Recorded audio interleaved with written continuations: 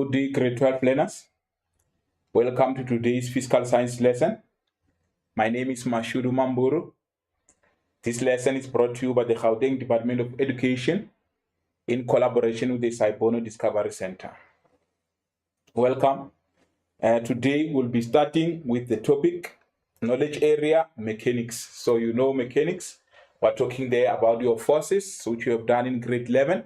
Remember, you have done forces, you have done free body diagrams, you have done Newton's first law, second law, third law, and universal gravitation. So our focus today will be on momentum. So we'll be focusing on momentum. I will say this is mass in motion, because we're talking about the mass and its velocity. So we'll be focusing on the mass of an object and its velocity, and then that's when we have momentum. So we are saying everybody has a mass. So when a mass is in motion, we are saying there is momentum there, because there is a mass and velocity. So without any wasting of time, my name, as I indicated, is Mashuru, and I'm hoping we're going to enjoy the lesson.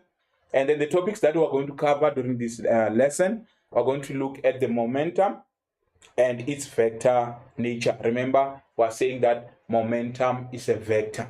Momentum is a vector. You will know that the symbol for momentum is small letter p, which is equals to mv. So we're saying it's a vector. You will see that mass is a scalar quantity. I remember you have done scalar and vector quantities in grade 10, where you said it's a physical property. A scalar quantity is a physical property or quantity that has only magnitude but no direction. But when we talk about a vector, we're saying it has got both magnitude and direction. So momentum is a vector. Why is momentum a vector? Because it's a product of mass, which is a scalar quantity, multiplied by a vector quantity, which is velocity in this case. Hence, we're saying momentum is a vector quantity. You know, when we talk about vector quantities, we're saying we must give magnitude and direction. So always when we talk about momentum, you'll give us magnitude and the direction of that particular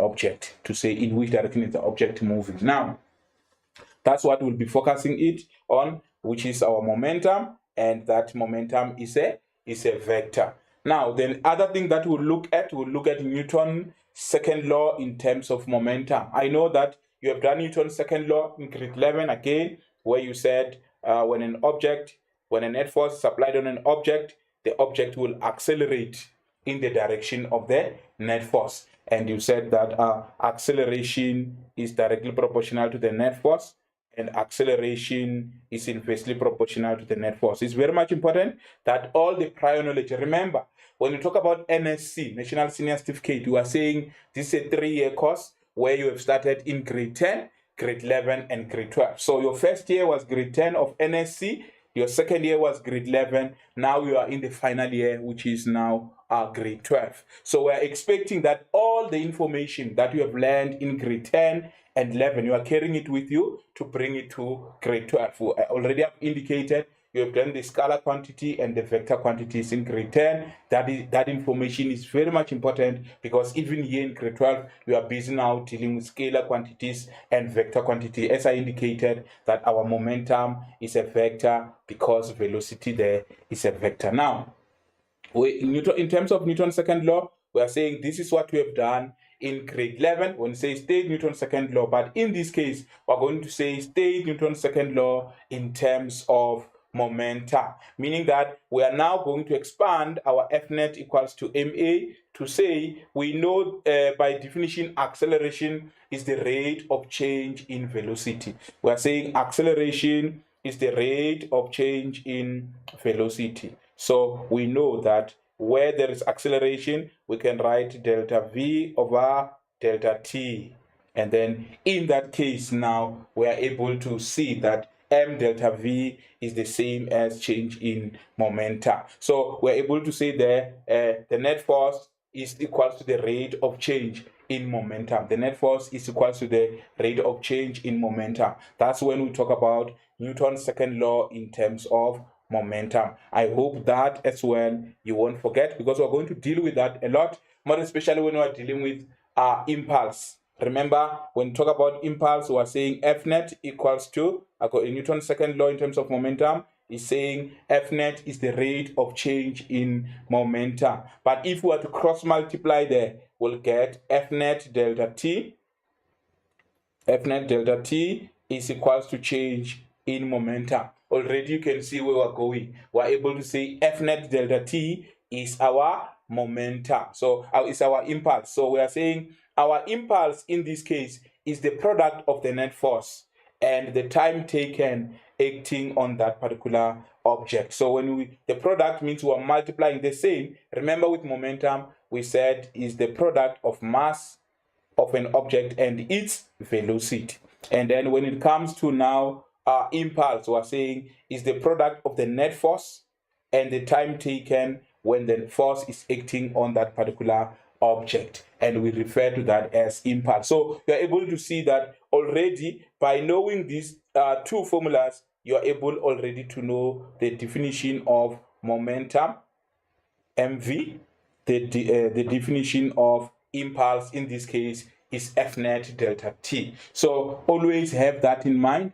When we say define impulse, you can't define impulse as a change in momentum. You will define it as the product of the net force and the time taken when the force is acting on that particular object. I hope we are moving together, and then you are going to remember all these definitions and be able to understand what is happening. So I've introduced to you the concept of momentum, the concept of its vector nature, to say momentum is a vector because we're dealing with velocity, and velocity is a vector. It has got both magnitude and direction. Remember the difference between speed and velocity. We are saying that when we're dealing with speed, we're dealing with a scalar quantity, but when we're dealing with a velocity, we're talking about a vector quantity, which means it has got both magnitude and direction. So that lays your foundation. The third thing that we're going to focus on, or that this topic of momentum and impulse focuses on, is the issue of conservation of linear momentum. I'm happy because in grade 10 you have done the principle of conservation of mechanical energy. Now here you are doing the principle of conservation of linear momentum. I would like you, so that you don't forget this now, to give you those tips to say, as long as you are saying state the principle of conservation, you know that the main thing you are going to do, this one is saying conservation of linear momentum. So you're going to put the total there in front of linear momentum. So you are simply saying the total linear momentum of an isolated system is conserved. You come back there. So the main thing there, you are including for us total, then you say total linear momentum of an isolated system. The system must be isolated. I know that majority of you will be doing the experiment. It's good that even if you are not doing it for SBA, you must do this experiment of conservation of linear momentum, so that you are able to see that the total linear momentum of an isolated system is conserved. So that is the third thing that we are expecting you to know. In terms of definitions, that will be definition number 4, because the first one we said you will define momentum as the product of mass of an object and its velocity. The second thing that we talked to, we said you will be able to define or state Newton's second law in terms of momentum, where we said it is the net force is equals to the rate. You just take it from this formula there. The net force is equals to the rate of change in momentum. That is Newton's second law in terms of momentum. And when you cross multiply that Newton's second law in terms of momentum, you get what we call impulse. And we're saying impulse here now, we're saying is the product of the net force and the time taken when the force was acting on that object. So that gives you that. Remember, learners, we are saying all our definitions, let's take them from exam guideline and be able to understand all these and understand them as soon as possible and carry this information with you. Remember, we have started, we are preparing for final exam already. So you must not learn to forget. Hence, we are not making you to cram. We want you to have understanding of the topic. Now, we are going again to look at the conservation of linear momentum, where we said the total linear momentum of an isolated system is conserved. So you'll be able to do that as well and get your marks. So please know all this definition or stating of these laws. Now, the last part of momentum and impulse, you're expected to know elastic and inelastic collision. Remember, for collision to occur, we are saying there must be a minimum of at least two objects that are involved, so that you can be able to collide. Unless if we are referring to now what we say explosion, where you are having one object that explodes into different pieces. Now, this collision, we are saying there can be elastic collision or inelastic collision. And we are saying for elastic collision, both momentum and kinetic energy is or are conserved. So we're saying momentum and kinetic energy are conserved. Both of them, momentum and kinetic energy, are conserved. So you are able to get that.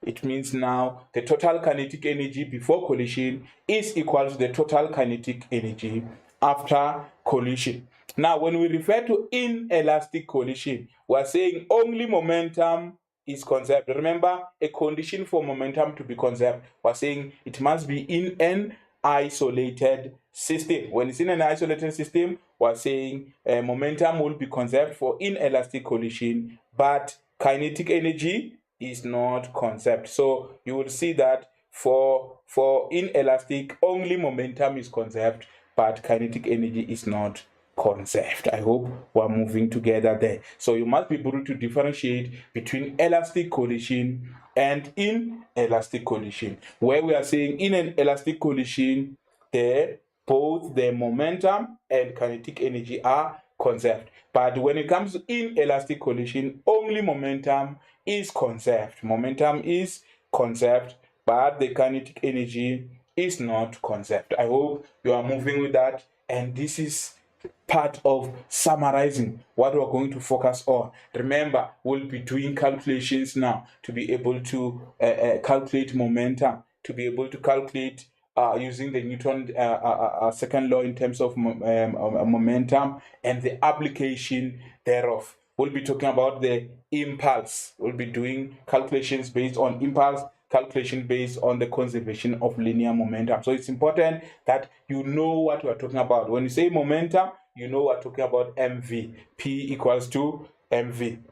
When we talk about impulse, we're talking about F net delta t, and we're saying that is equals to change in momentum. Now, with no wasting of time, we can look at your exam guideline to say how your exam guideline want all these bullets in the exam guideline. We're saying you must know all of them. In fact, when you are doing your revision, have a pen in your hand, be able to tick off the concept that you understand from the exam guideline all the time. For example, the first bullet there says define momentum. So what you are doing, you are having a pen in your hand to say, do I know the definition of momentum? We said is the product of an object's mass and its velocity. And then if you know it, you are able to tick it out and say, I know this one.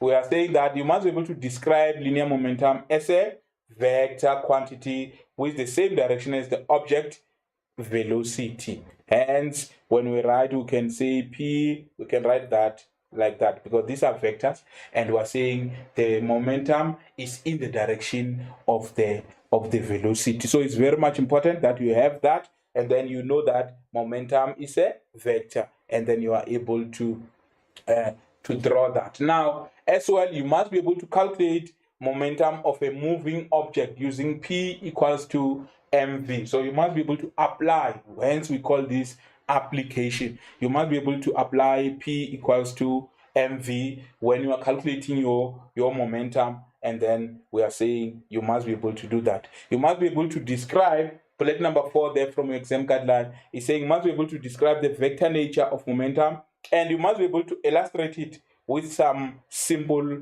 examples, and then you must be able to draw vector diagrams to illustrate the relationship between the initial momentum, the final momentum, and the change in momentum of each for each of the cases above that we talked about.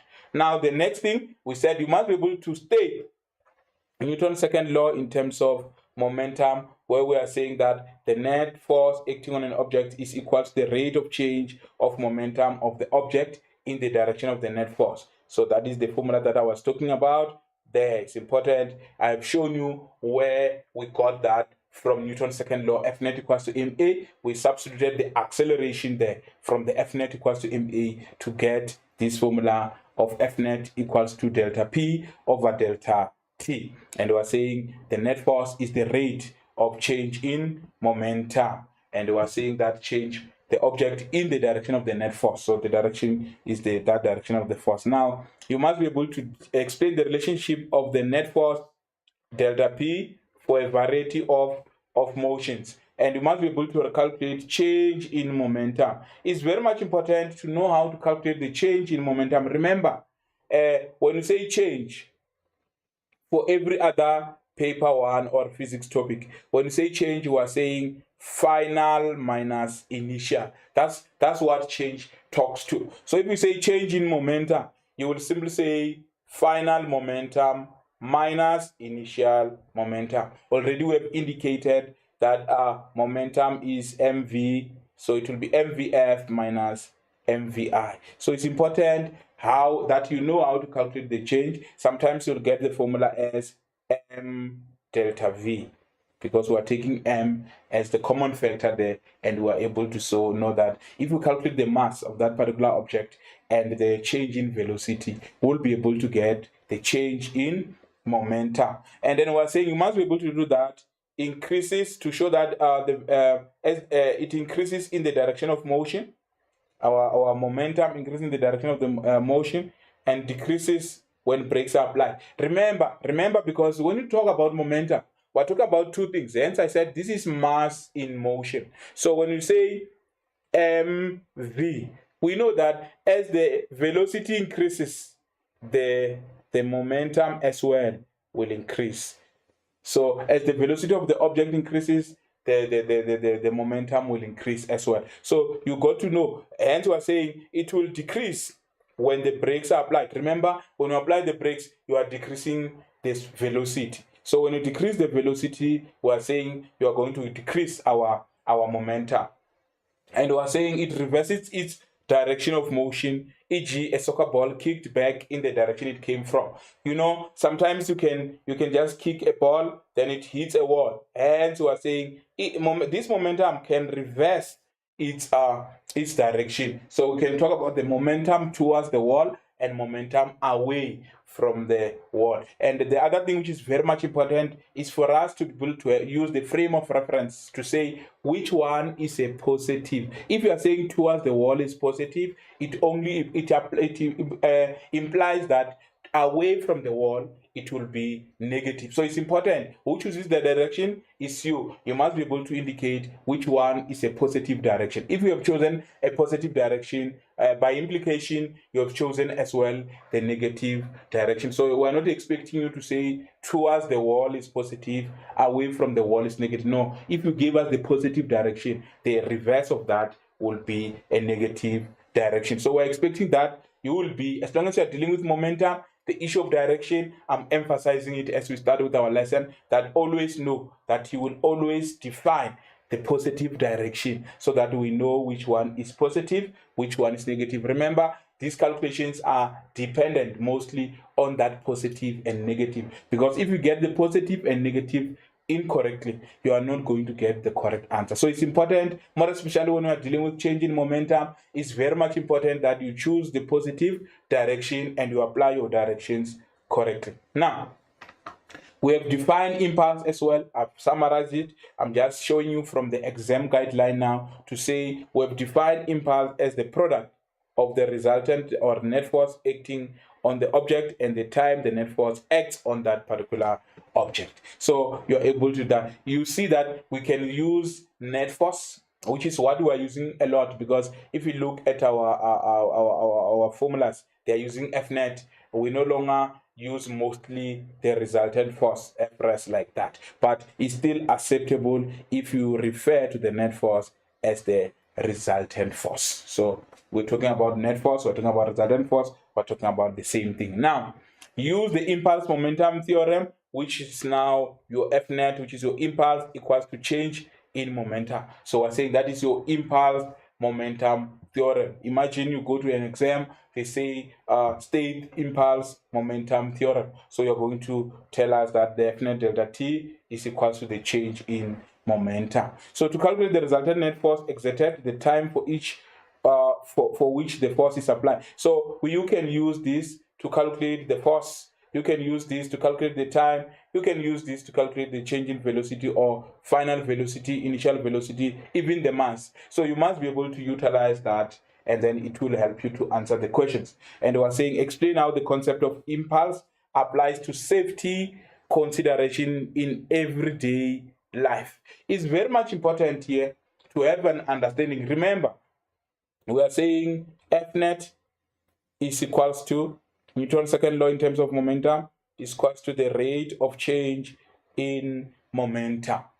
So what we are simply saying here, as you are aware, as these modern cars that we are having, they have airbags. So we are saying, how is the airbag going to help you for your safety? Why is it necessary? It's even enforced in this country to say you must, as long as you are in the car, you must have your seat belt on. Why is it necessary to do so? So as a science learner who's doing physics, who's doing momentum and impulse, you must be able to know that the issue of the airbags, we are saying as the airbag comes out during that collision, we are saying that it increases the contact time. Remember, as you increase contact time, you are decreasing the net force, meaning that the injuries now, the fatality will be less, because now we're increasing contact time. When we increase contact time, we are decreasing the force. So the impact that you are going to feel as you are going through that collision, it will be decreased. So it's important for us to always understand that this formula is going to help us as we check the implications of it to our safety considerations. So we are saying even the issue of the seat belts, as well as you are putting on the seat belts, as the issue of the arrestor belts, all this we are applying this principle, and this principle is able as well to ensure that we have our safety. Now we are going as well to look at explain what is meant by the system. Remember, we're talking about a system now. When you talk about a system, you can have a car. The last time I checked, I didn't know how to draw, but I'm trying to draw a car. I don't know the name of that car. Now, if you have a car, and then we know the mass of the car, but there is a passenger inside or there is a driver inside the car. You see now, we're talking about the system now, because we're not talking about only one object. There is this object involved and another object involved. So that becomes now a system, because when we add the mass of the car and the mass of the driver, when we add those two, the mass of the car plus the mass of the driver, they will have one velocity. Then that is a system. So the issue of a system in this case. Now we must be able to know the issue of internal and external forces. We must be able to explain what is meant by isolated system. Remember, we said for conservation, for the principle of conservation of mechanical energy that we have done in grade 10, the principle of conservation of linear momentum that we just talked about now. We said total linear momentum of an isolated system is conserved. So the question is, what is this isolated system? Because we can't talk about an isolated system that you yourself you don't understand. So we're saying isolated system is a system on which the net force acting, the net external force is zero. Net external force is zero. So you know that F net is equals to zero. So we refer to that as an isolated system. You see, we're using the word isolated, not closed there. So isolated is a good word to use. Now, an isolated system excludes external forces, as I indicated, that only Fnet external and net forces is equal to 0. So we're saying they are excluded, that originate outside the colliding body. So, e.g., things like friction, only internal forces, which is the contact forces between the colliding object, are considered. Hence, we talk about isolated system. Now, we said you must be able to state the principle of conservation of linear momentum, which is what I've done already for you. To say all, when you say conservation of mechanical energy, you'll say total mechanical energy of an isolated system is conserved. Principle of conservation of linear momentum, you will say total linear momentum of an isolated system is conserved. So that's how you are moving. You know that somewhere when you read in other textbooks, they won't say is conserved. They'll say it remains the same or remains constant.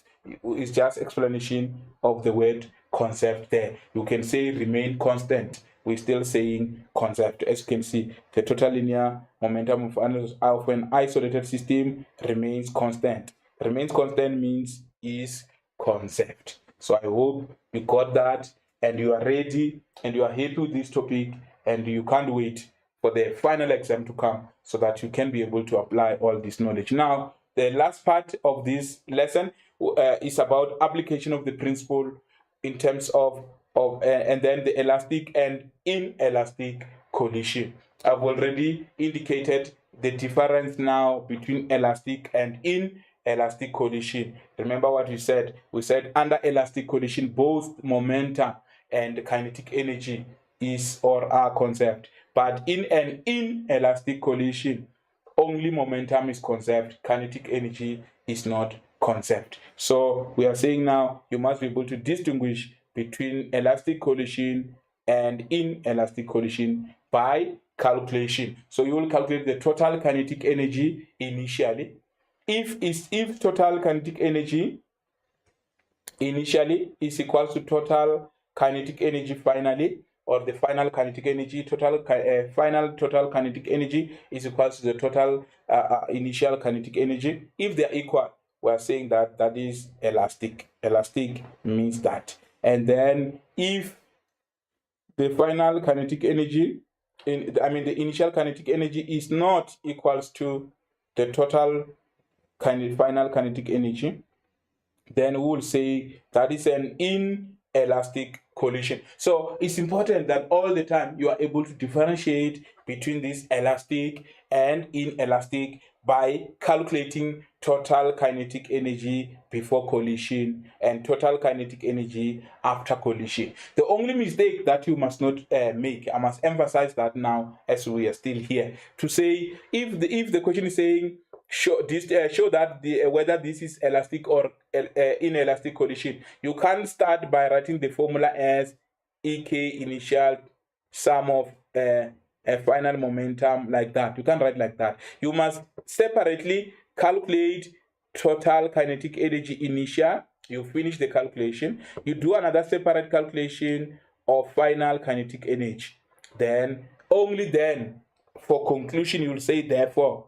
Then you are comparing the two. If they are equal, you are saying this is an elastic collision. If they are not equal, you are saying this is an inelastic collision. I hope you got that and you are able to move with it throughout. Now, as we move, we're able now to move to the tips now. You see now, we're going towards now problem solving, because mostly here it's about problem solving. But we are saying you cannot solve problems if you don't have the understanding, of the concept itself. Remember, we don't want you to cram maybe question papers, and we want you to have understanding, so that as and when you answer questions, you know what you are answering and you can answer any other question, even the questions that you have never seen before, because we are not expecting you to get exactly previous question papers in terms of your exams. Know that there will be some questions that are new. Some will be have been assessed before, some will be assessed for the first time. And so I say have more in-depth understanding of the topic, so that whichever the question paper that comes before you, you are able to say, I'm ready for it. Now, when it comes to tips, when you're solving questions that involves momentum, we're saying, please follow these tips during your activities. The first and most important thing, number one there, is write down the given information and quantity, unknown data to be calculated. So be able to write those things down. Write down the given information. Write that down to say this is what we are given and this is the how much we don't know. Because some information you will be given and what you are not given. Because how does that help you? It helps you because if you are given some variables and some are not given, you are able to go to a formula and look for the formula and be able to know what type of questions are going to be asked. Before you even read the questions, you will know the type of question that you will be asked, because you will be known the unknown and the known variables. So given information is very much important, and one is realizing that our learners, when they start during the beginning of the year, they do this data collection, they collect the data, they write it down. But as the year progresses, you stop writing data collection down. Please, no data collection, no calculation. How do you calculate from your head? Please, we are saying have data collection as the most important tool that you are going to use to answer the questions. Now, number 2, it says, when necessary, convert mass M of an object to kilograms. You see, there will be questions that you will be given mass in grams. Know how to convert grams to kilogram. That is by dividing by 1,000. You must know that when I'm given in grams, it's not a correct SI unit. The correct SI unit I'm supposed to use. Remember, grams, you are using them in paper 2.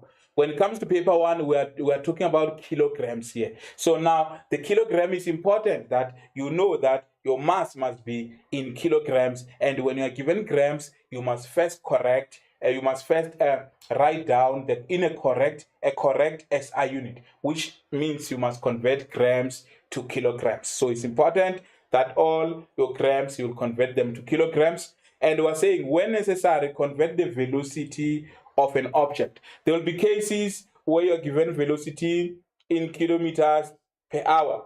So the expectation is that you must be able to convert that kilometer per hour to meters per second. And I hope we're going to deal with questions that involve this, and so that you are able to see it in practice, to say this is what we do. And this might look like small, but these are important things, because immediately if you are doing calculation using grams and kilometers per hour, remember I talk about mass and velocity, which is the product of them. We said is our momentum. So immediately when you use grams and kilometers per hour, your calculations already we are losing it. So we're emphasizing there to say first convert to the right SI unit, grams to kilograms, velocity to meters per second. Now, number 4, that is number 4 now. You must be able to use the data or given information to choose, because given information will tell you what is given and what is unknown. So use that information to choose and to correctly copy an appropriate formula as given in the data sheet. Please, that statement is loaded. It's a lot. So we are saying, please copy the formula the way it appears in the data sheet. Remember, majority of our formulas are there in the data sheet. It's only few that are not there, and then you must be able to recall them from your head. But most of our formulas, they are in the data sheet. So we're saying, as long as the formula is in the data sheet, copy it the way it appears. And we're saying, substitute, number 5. Substitute all the variables. These are the steps that we're going to follow together now, because we're going to do problem solving. Number 5, you're going to substitute all the variables correctly before manipulating the formula. Please, learners, please, we're not manipulating the formula, we're not changing any formula. You copy it the way it appears in the data sheet. Then you dress it nicely. You dress it nicely, you substitute. After you substitute, only then, you can be able now to do your transposing and all that your maths there to ensure that you get the right subject of the formula. And then from there, you write the answer. Your answer must be having correct unit. Remember, the answer is not an answer if the unit is wrong. It's important that if you are writing, you are calculating a velocity, for example, you will say, I got 2 meters per second east. You see, we're going to write to mark 2 meters per second, 2 meters per second east. We're going to mark 2 meters per second with that 1 mark. So if you just wrote 2, it's not velocity, because velocity must have a correct SI unit, please. And then always, number 7, include direction in all momentum calculations answers, because momentum is a vector, so there must always be a direction. So it's magnitude and direction. Please, if we move like that, if that is our understanding, we're going to enjoy this topic and all will be well with us. Now, the other tip that we are giving you is the issue of the use of the data sheet, as I've emphasized the data sheet. If you look at our data sheet, is written force there. Force, graph, force. Now, because momentum is under forces, remember, it's an object is colliding with another object, and when you collide, you are applying a force to another object. So there is that thing. Hence the importance of Newton's third law. Remember, Newton's third law was saying if body A exerts a force on body B will exert a force on body A, equal magnitude but in opposite direction. So it's important to know that the formula data sheet that we are using, or the formula sheet, is the one for forces. Now you would have seen that this the principle is not there.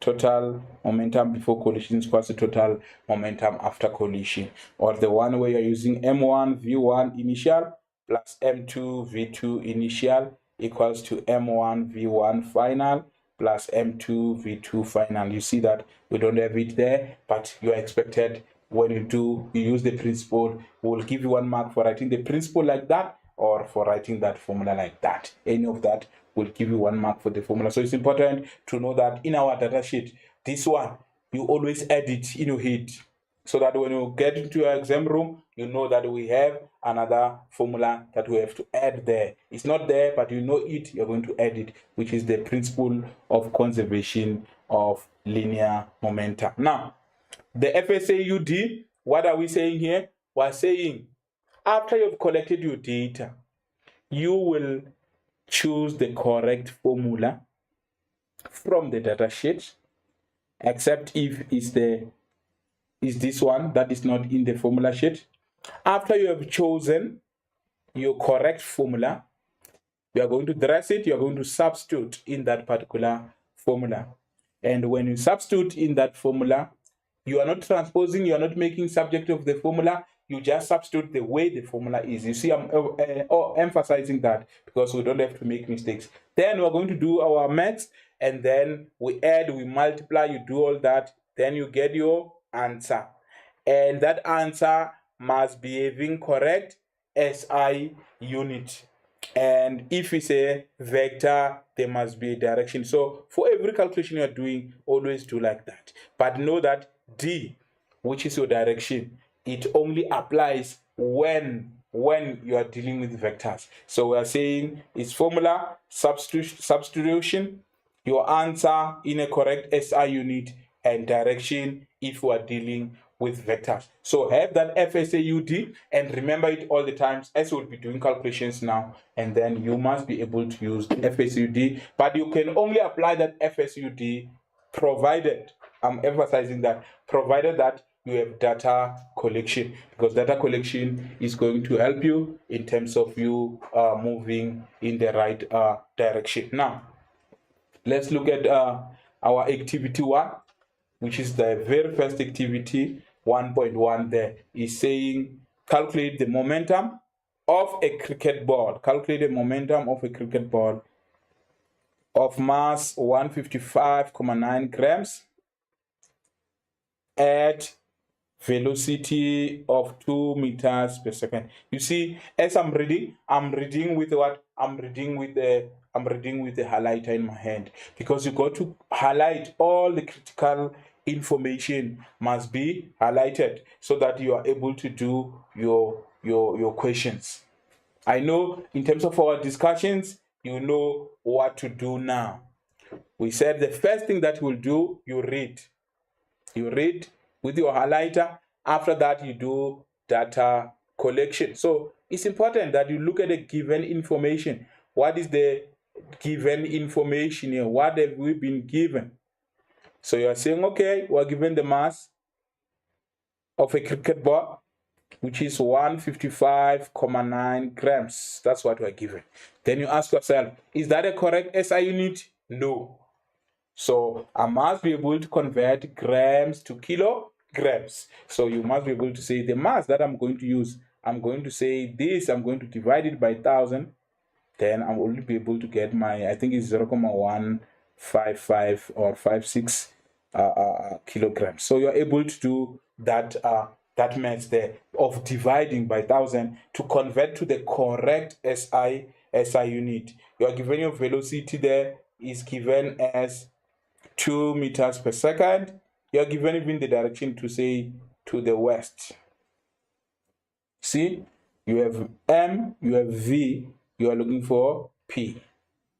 Calculate momentum. So data collection already is telling you which formula from the data sheet you are supposed to choose. You know that this is simply P equals to MV. You will copy it the way it appears, and then you will trace it now. But you won't substitute 155 because it's not a correct SI unit for mass. You will substitute 2 meters per second because it's like that. But before you do a calculation, remember we talked about the issue of your frame of reference to say now to west, the direction we're given. You just say west is positive. You choose west as positive, then you must tell us that west is positive. So always please choose the positive direction, and then we know that okay, everything will be positive. You are able now to do the substitution. You say okay, my 0.155, you write your 0.155, you multiply it by 2, and then you are able to get your answer there. I hope you got that. And now you are ready to say you can do. You see, this one is important that you gain confidence of doing many problems by starting to do problems as easy as this one, with the main aim of you remembering how to do the conventions, so that when now you do the conservation of linear momentum already, you know how to convert to correct SI unit. Now, if we look at 1.2, it's saying calculate the mass of an object with a momentum. You see now, momentum is given. The importance of data collection. So you're saying here, momentum is given as 55 kilograms meters per second. And then moving at a velocity, the velocity is given as 6.3 meters per second. So you're able now to know that, okay, I'm still going to calculate the mass now. So I'm still going to use P equals mv. And then all you have to do is to say P is given, V is given. I will substitute my mass. I will divide both sides by 6.3. And then you are able to do your calculations, as I will show you in the next slide, the working around. The main thing I'm saying, the importance of data collection. After data collection, the importance of choosing the correct formula. The importance of choosing a positive direction. And then the importance of substituting. Remember we said is the formula is substituting, and then the importance of doing the math to get the correct answer. And then you must write your answer with a correct SI unit and direction. Then you are able to do that. Then we have no problem. Let's look at the last problem, which is 1.3 for question number 1. It's saying calculate the velocity of an object of mass. Now, mass. You see now, this is showing you that you can be asked to calculate the momentum, to calculate the mass and to calculate the velocity, any of those three variables in the formula of momentum, you can be asked to calculate, you are always ready to do that. Then you are able to say, okay, the mass, you must convert it obviously to correct SI unit. That is by dividing by 1,000 there, you are able to get your 0.236, and then you know momentum is in kilograms meters per second, so it's a correct SI unit. And then it's just a question of data collection, and then your formula, which is P equals mv, and then you're substituting, which in this case we are given the mass, which we are saying is 0.236, we are given 0.236, and then multiply by v, which is what we are looking for, and then your momentum was 136. So you're able to do that. You divide by 0.236 both sides, and then you're able to get your answer, which is what I've shown in the coming slide to show you how to go about doing the answer of the questions. Now you see, shown that the data, given data, we have mass, we have velocity, we are looking for momentum. That's how you will do your data collection. You first convert the 158 grams to kilograms. That is, you can use those ratio to say 1,000 grams in the represent 1 kg, and you are able to say 158 will represent X.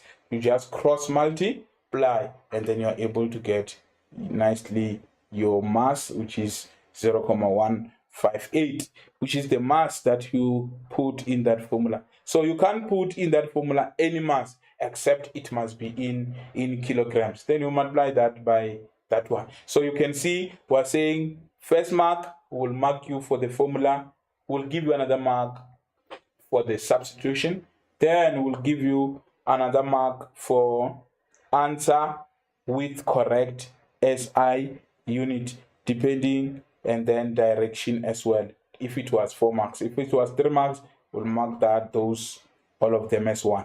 But now you're able to get your 3 or your 4 marks just for a routine calculation like that one. So I hope this helps you to say the order of doing things helps you when you are building. Remember, we're building here. We're going towards the conservation of linear momentum, but we don't want to rush there. We want to reach there after you have done everything correct. Activity 1 continued. The next question was was to calculate the mass. Remember, we said you will write down the given information. You are able to write, we had momentum, we had velocity, mass was unknown. Then you are able to write the correct formula, which is our F. You substitute. That's what we have done. You didn't change the formula, you just substitute the way it appears. You wrote your final answer with the correct unit, which is kg, but mass is a scalar quantity, so there is no direction. I'm not 110 kilograms to the left or to the right or upward. No, it's just that the mass is 8.6 kilogram. It ends there. So it's the answer and SI unit, no direction, because mass is a scalar quantity. So we're saying you must substitute values before making M the subject of the formula. Please overemphasizing that so that we don't have problems. Activity 3, calculate the velocity of an object with mass. Remember, on this one we're given the mass of 236. Still you had to divide it by 1,000 so that you get the correct in kilograms. With the momentum, we're given momentum, it was moving northerly. Don't forget the direction, the way it's moving, that northerly will be your positive direction. So you will choose north as a positive direction so that you don't have a problem. Then you know that the mass is 236, you converted it, it becomes 0.236 as we have shown, and then the momentum was given, the V was unknown. Then you do the formula, you do the substituting, and then you are able to find the final answer and the correct direction. And the velocity is a vector, and we are saying direction must also be indicated all the time. So I think you got that. As we move now to activity 2. As we move to activity 2, I will just give you a 5 minutes where you will do activity 2, and then when I come back, we do the activity 2, the solution. I'm hoping that every one of you will get a total on that particular activity. So enjoy it. Take a piece of paper or take your notebook and then do this problem. Then when I come back, we're going to do the solution. Thank you.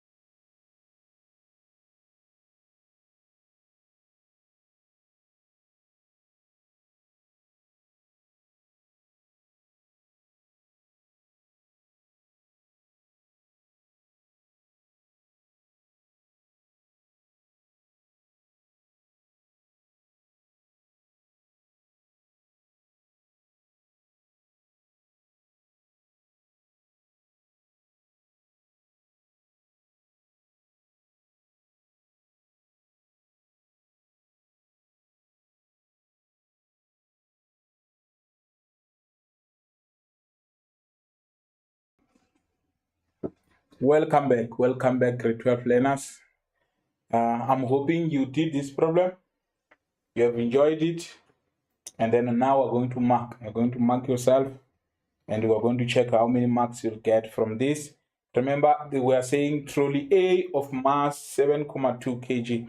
I like questions like this where the magnitudes have been indicated even in the diagram. I think it simplifies things for you. Sometimes you will get a question without those diagrams. You can't say, I don't understand. If the diagrams is not given, you can even draw the diagram yourself so that you are able to visualize, because some of learners, they understand something that they can see. At least with this one, you were given the trolleys. You can see, I know maybe you like shopping, and then you can see the trolleys there. So they gave you the mass there to say the mass of the trolley is 7.2 kg, moves to the right at 0.4 meters per second. So all is given before collision for our trolley A.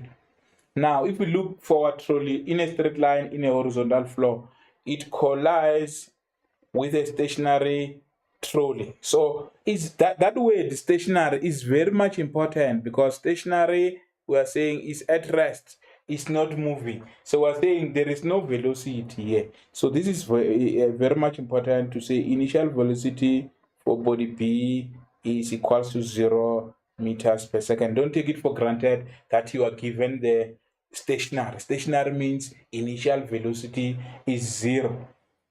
Now, they say trolley B has mass of 5.3 kilograms. So that is your data collection. So for first, before collision, you have everything. You have MVI for body A. You have MVI for body B. For body A, the M is 7.2 kg. The initial velocity is 0.4. So you know that is what you are having. And then for body B, initially, you said it was at rest, so you have initial velocity and the mass of 5.3. And you can see that the momentum, the initial momentum, remember, you can be able to calculate initial momentum for body A and initial momentum for body B. So you can see that initial momentum for body A will be equals to MVI for body A, which in this case is 7.2 times 0.4. So you have a calculator, you are able to get that.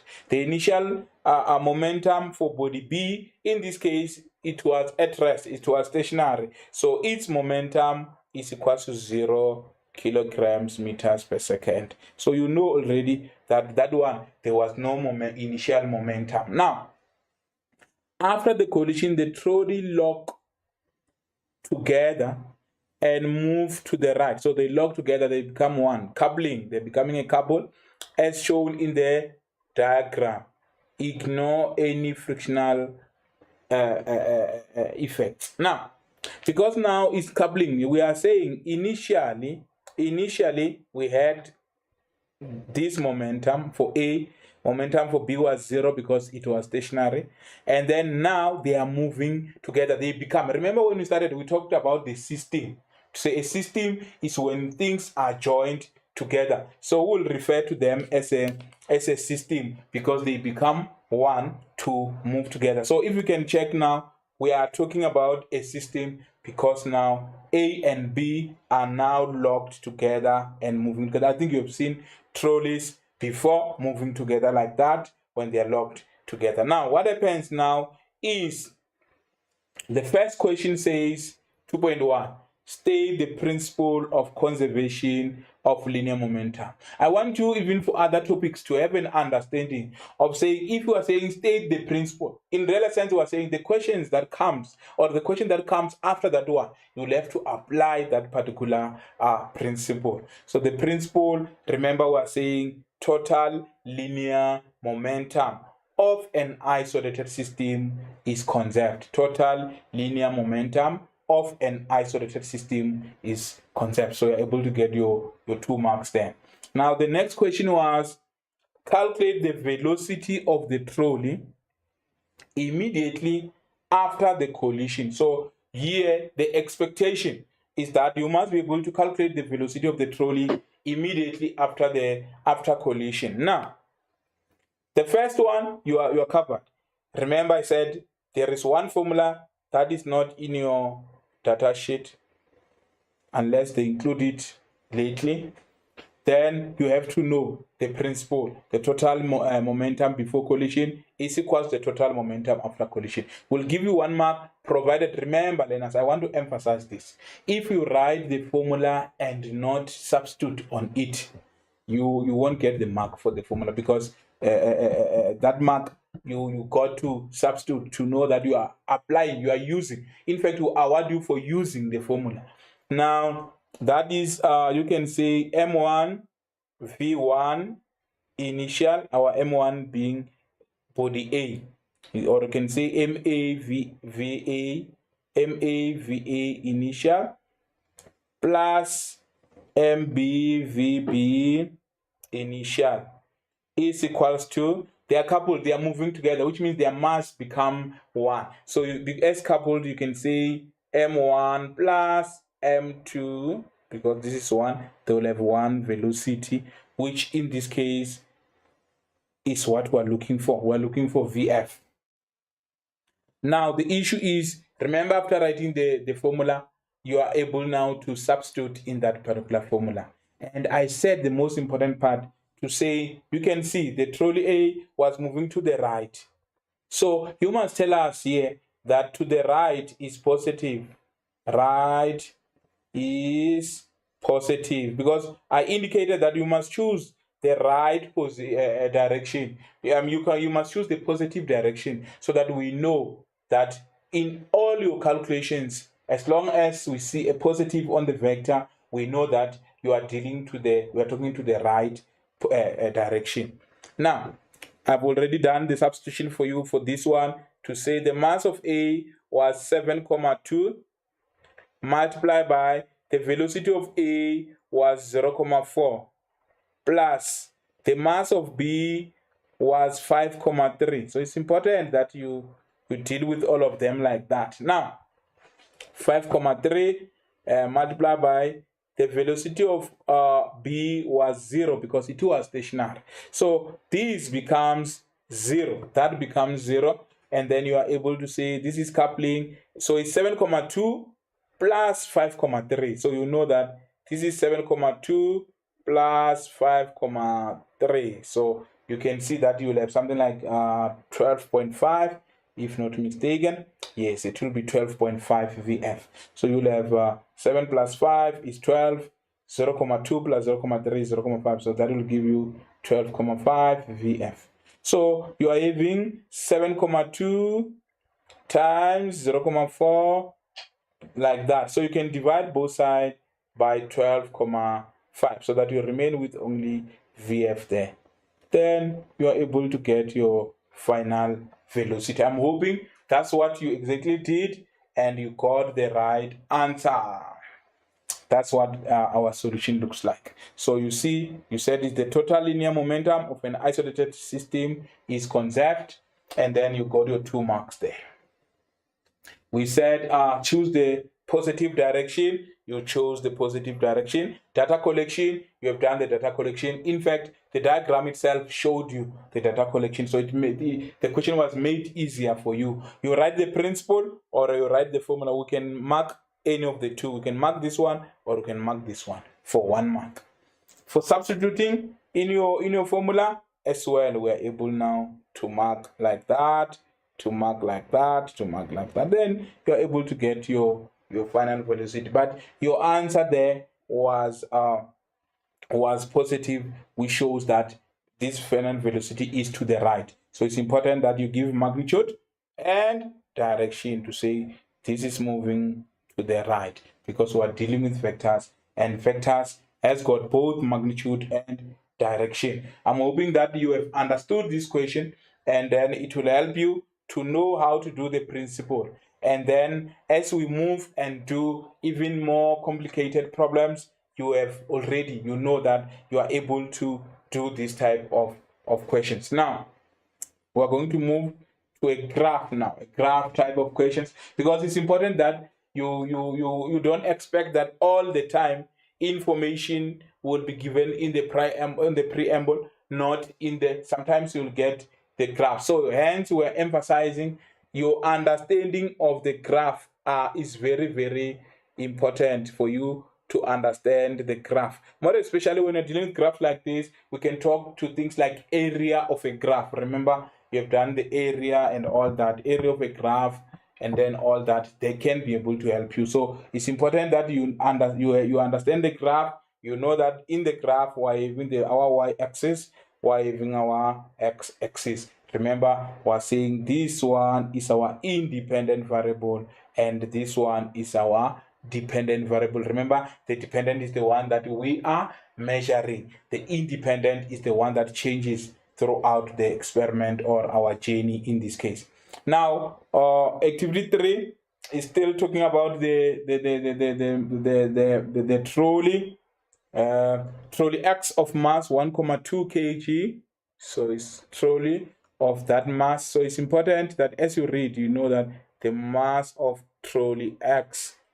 So you're having a trolley here, which is trolley X. We're saying the mass is 1,2 kilograms.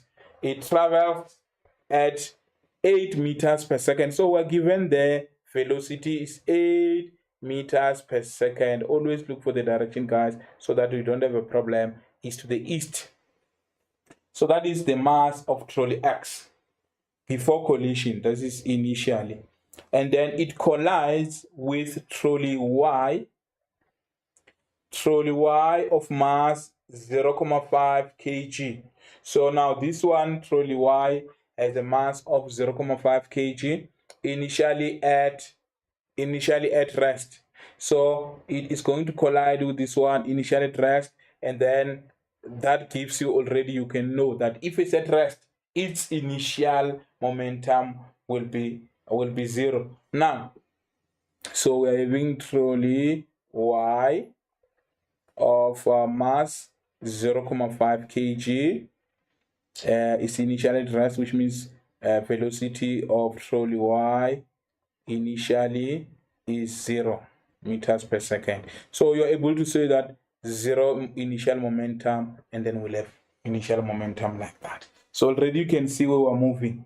Now ignore the frictional effects. The velocity time graph below shows the velocity of trolley X before, during, and after the collision with trolley Y. So further information about trolley X you are getting. So you were told that initial, because this one will show you the initial velocity, because initially trolley X was moving with 8 meters per second. So you can see that this is initially, you can even see the time there. From 20 to 20,1, you can see that this was for 0,1 seconds. And we have another 0,1 second. So you can see the whole of this motion up to here is 0,2 seconds. So time is of importance, more especially if you are going to deal with now the issue of impulse, F net delta t. Then you are able now not to have a problem. The issue of change in momentum, then you know that that information will come in handy as and when you need it. So interpretation of graph is important. Ensure that you understand as many graphs as possible, so that questions that are based on graphs, you are able to respond and answer them. Now, we're able to get that. For initial velocity, we're fine. But now you can see during, because they said is X before it was 8. It was moving with 8 before collision. Now, during, this must be our during. You can see there is change there during collision. After collision, it must be when the graph now became straight again. So you are able to interpret the graph to say, okay, the velocity of X after collision is 4. So you can see the examiner here didn't want to give you the final velocity. He wanted you to go and get the final velocity by interpretation of the graph. Hence, it's important that the skills of graph interpretation, you have them so that you are able to answer questions and it becomes easier for you to do so. Now, you know that, okay, for trolley X, initial. Let's go to trolley X final. You know that it is now the mass of X was 1,2 kg, but finally X is moving at 4 meters per second. Already you can see what will be the question, because you know the mass of Y is 0,5 kg, but you don't know the velocity of Y, of trolley Y. Velocity of trolley Y, you don't know it. So you can see that already before you even go to the question, already you can know that the question will say calculate the velocity of trolley Y after collision, which is what we are having in this case. This question of the principle, so you can see the importance of you knowing the principle. Remember, with this topic of momentum, we didn't talk about too many definitions. So I'm expecting that you will know all the definitions for this momentum question. Remember, we said the first one is you must know how to define momentum, which you said is the product of the mass of an object and its velocity. You must know how to state Newton's second law in terms of momentum, where we said the net force or the resultant force is equal to the rate of change in momentum. And then you must know the impulse, which you said is the product of the net force or of the force acting on the net force acting on the object and its time. And then lastly, we talked about the impulse momentum theorem. We said F net delta T equals to change in momentum, and then we were able to do that. We talked about the issue of the principle of conservation of linear momentum, which is what they are still asking you here. So I'm saying, don't think that all the questions will say state the principle of conservation of linear momentum. Some questions will ask you to define all the other definitions. What is elastic, define elastic and inelastic collision. So know all the definitions of this topic. There are not many. You must sing them and know that as and when you are asked, you are able to get your 2 marks. Now, our 3.1 was state the principle of conservation of linear momentum. I know you are enjoying this one. You are singing it by now. You are saying total linear momentum of an isolated system is conserved. Calculate the magnitude of the velocity of trolley Y immediately after collision. So you know we discussed that to say you will write the principle first, and then we'll be able to give you the mark for writing the principle, which is what we are having. You wrote that, then you get your 2 marks. And then choose the data collection first, choose the correct formula. You know, in this case is the principle. You write the principle, will give you mark. We said anyone can give you 1 mark for this one, or for writing that one, you're able to get your marks. Immediately after writing your formula, remember there is no system now, there is no joining together. Hence, after collision, you are still writing them separate as they appear there. Then you are able now to say, okay, mx Vix plus my, you wrote that. Then we substitute. We said the mass of x was 1,2. The velocity initial from the graph and on the statement, it was 8 meters per second. We said trolley Y was at rest. Remember the changing of the weight. We said on the first one it was stationary. On the second question, it was at rest. So always let's know rest, stationary, same thing. We're saying velocity is 0, so that we don't have an issue there. Then you are able to do that. You go and do your substitution. We're given from the graph that now is final velocity after collision of x will be 4 meters per second. So you are able to say 1,2 times 4 plus 0,5, like that. And then use your calculator to add whatever is on the left here there. And then you take your 1,2 times 4, you divide it both sides. So in this case, if I'm to use my calculator as well, it's important to have that skill of using the calculator. Open bracket 1,2, you close your bracket, then you open another bracket, you 8. It might look like a simple thing, but it's important. Plus 0, remember we're adding 0 there, and then that information, the answer there that you are getting, I think as well you are able to do that, and then you are able to do your calculation, which is in this case is your 1,2 times 8 bear with me, 1,2 times 8 is giving me 9,6. Then you must divide it by 1,2 times 4. 1,2 times 4. So you divide it by 1,2 times 4. Divide by, open brackets, 1,2, close bracket, times 4, like that. And then, yeah, the 9.6 there is 9,6 for the one on the, for 1,2 times 8 is 9,6. You divide it by 1,2 times 4, which in this case is 4,8. So it's 4,8. So your final answer will have been 2 meters per second. Remember, the 9,6 is for 1,2 times 8.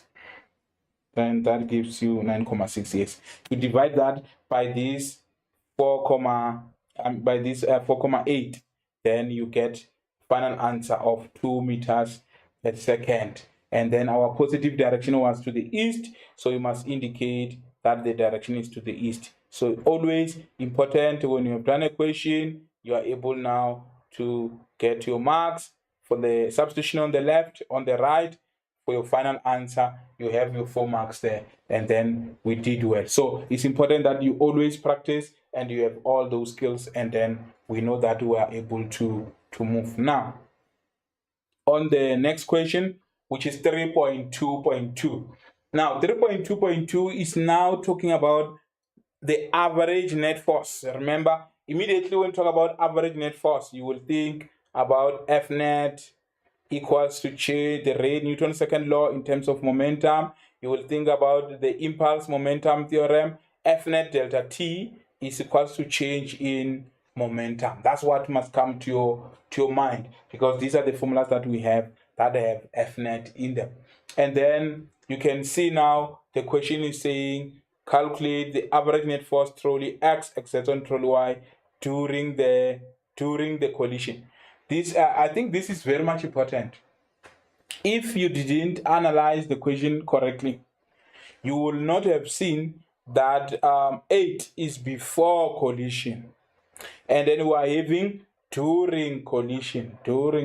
So the issue of time there, to say which time you're going to use, because you can't use all the time, you must use the time during collision. So the catch there is the issue of using 0,1 or 0,1 for during, or a mistake of using both, that will be 0,2, and then it will affect your final answer. So it's very much important that you check the question, because Elena will read this question and not look at the during collision, might be tempted to use a different time there, and then it will affect definitely our final answer. Now, which in this case it will be the average net force that it will exert on trolley Y during collision. The main important thing is the time there, learners, to say look on the graph. Sorry, you are able to see from the graph that the time during is between 20,1 and 20,2, and the time there is 0,1 seconds. Please don't make a mistake of now using the before time, because other learners will use 0,2 from here to there. And the other mistake a learner can make is to use 20,2. There is no 20,2 there, because we started from 20 to 20,1. That is before collision. So it moved for 1 second, this trolley, before it collides. And then it collided, and during collision, it was 0,1. From 20,1 to 20,2, that is 0,1. Please let us be aware of that, because if you use 20,2, you use 20,1, you use 0,2, all those answers will be wrong, because the question is specific and want during collision. Your answer must be based on 0,1 seconds, and it affects the whole answer. I hope you got that, and you will see the importance of understanding the graph as and when you are answering questions. Then you are able to write your F net delta T equals to change in momentum. You can write in that form or in this form. Why in this form? because you want to be able to substitute your final velocity, your initial velocity, and you are able to move. Now, for our substitution, you can just take east as positive or west as positive. Remember, we said you are the one who can choose the positive direction. So our solution is nice because it gives you option for both west is positive and east is positive. Let's look at the east is positive first. It's saying F net delta t is equals to change in momentum. And then F net delta t, we are saying F net, what is our delta t? Is 0,1. So you are having 0,1 there, 0,1 there, and then is equals to 1,2, which is our mass. 0,1 is the time of collision, equals to the mass of our object x was 1,2. We said that. And then the initial, remember from the graph, the initial was 8, during it was like that, then it became 4. So you are able to see that, okay, final it was 4, initial it was 8. So you are able to see that our speed was, our velocity was decreasing here. Now our v final is 4 at the end there. It was v final, which is 4, correct. Our initial it was 8. So 4 minus 8, it will give you minus 4. Minus 4 times times 1,2, and then you will say 1,2 in your calculator times minus 4. It will give you minus 4,8 divided by 0,1. It will give you 48, but it's a negative 48 because now the negative is showing you that it is not going to the east, it's going to the west. So it's going to the west, and you must be able to say F net equals 48 newtons to the west, because east is positive and negative will be west. So always interpret for us the meaning of that negative in your final answer. Then it tells us that, okay, because it is negative here, it tells us that it's not going to the positive direction, it's going to the negative direction. In this case, the negative direction. If east is positive, it means that west. If east is negative, east is positive, it means that west is negative in that order. In the next question, we're just changing the choice because there are two learners. The other one is saying, I will say east is positive. The other one will say west is positive. And when you get a positive, your positive answer now, you will be able to say, okay, my positive answer is like that. Then you are able to get your F net delta 8 as 48 newtons, which is positive now, which is still to the west because west is positive. So you are able now to use any of the two methods to answer the question. Now let's move to another activity. I think it's important that you do as many activities as possible. So you can see that we are having Peter and John are standing on a trolley which is moving to the right. So it's important to know the direction to say, okay, it's moving to the right. Then so that when you choose the right is positive, you know 2 meters per second of your velocity will be positive. So that's when you talk about the issue of a system. To say it's not Peter, it's not John, it's not the trolley, it's the system. All of them, they are moving with that. So it's not only one who owns the 2 meters per second. The entire system is moving with 2 meters per second as shown below. So Peter has a mass of 70 kg. Peter has a mass of 70 kg. I think Peter will be this one. And then John will has a mass of 60 kg. And the total mass of the trolley is 160. So it's important. The trolley is 160. Peter is 70. John is 60. So you can be able to see the mass of the entire system, which is your 130 plus 160, and then 70 plus 60 plus 160. We're given in a correct SI unit, which is kilograms for all of them. And then John jumps off the trolley at 2.5 meters per second. So John is jumping off. John, this one with 60 kg, is jumping off with the velocity of 2 meters per second in the direction of motion. So it's going forward as well. He jumped forward with 2.5 meters per second. When he lands on the ground, he falls forward. He falls. He doesn't just fall, but he falls forward. So let's look at the questions there. The first question is saying, name the principle or the law of physics which explain why he falls forward after landing on the ground. You see now, it shows that we don't do a topic in isolation. You have to link it to other topics that you have done. As I've indicated, we're dealing with forces. You have done Newton's laws. You have done Newton's first law, Newton's second law, Newton's third law, and Newton's law for universal gravitation. You have done all of those. So it's important for you now to have that, to be able to say, okay, I have to name the principle, first law.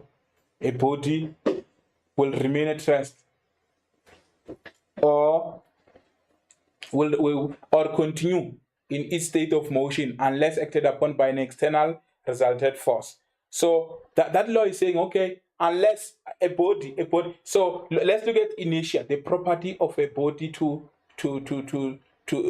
resist change in its state of motion. I think that explains it nicely. To say this John who's jumping, he was moving forward with 2 meters per second. As he jumped, he falls, but when he falls forward because a body wants to continue to move with that particular speed. So you can see that is Newton's first law, and that is inertia. So we're referring to inertia here. Inertia will say, okay, you were moving with this speed, you will continue to move with this speed unless acted upon by an external resultant force. So is the law there is Newton's first law, or we can say inertia. And our favorite question, state the principle of conservation of linear momentum. You will always have that. So practice it as many times. If it's there, you are able to get it. The total linear momentum of an isolated system is conserved or remains the same. So I hope it helps you there. Then as we move to other questions, then the question is saying calculate the magnitude and the direction of the velocity of the combination of Peter and the trolley immediately after John has jumped off. At least now you can see the examiner here saying, you have so many bodies. I'm removing one. I'm removing the one who's jumping out. I'm removing John. So you are remaining with Peter and the trolley now, because they are saying Peter and the trolley after John has jumped off. So we're no longer talking about this the 60. We're talking about the 70 and the 160. So that is our system. And then the good thing is that you can see that initially they were moving together. Then he jumped. They were moving with 2 meters per second. Then he jumped. Then we want you to calculate that speed after he has jumped. So now we will have seen that the first thing, we'll write the principle, and then you will see that initially it was a system, and then in our system they had the same velocity, and then now we want finally as well, and then you are able to do your substitutions, and then you are able to write your final answer, which in this case is velocity of 1.7 meters per second to the right. Now the last thing that I wanted to indicate, the issue of FSAUD was saying always formula, substitution, answer, correct SI unit, and direction. So you would always do that. Now, as I conclude the lesson, I would like to say, please don't forget the tricks that we have given you. To say the first important thing is to remember all the definitions. We have emphasized the issue of using the data sheet to remind you the definitions that we are having, definitions like momentum, as we have done, as I recap, as I finish this lesson, to say we're able to do that. And then the other thing which is important is the change in momentum, because we said is the final momentum minus initial momentum. It's important that you remember that. Newton's second law in terms of momentum, we said the net force is equal to the rate of change in momentum. And then we said the impulse momentum theorem, impulse, which is F net delta t, the product of the net force acting on the object and the time taken, we said that is equals to change in momentum. So our impulse momentum theorem. We said you must be able as well to state the principle of conservation of linear momentum, where you said the total linear momentum of an isolated system is conserved. And then I'm saying all that you must be able to remember and be able to do the calculations that involves that. I hope you have enjoyed this lesson, and then without wasting any time, I would like to say thank you for watching this lesson. See you next time. Goodbye.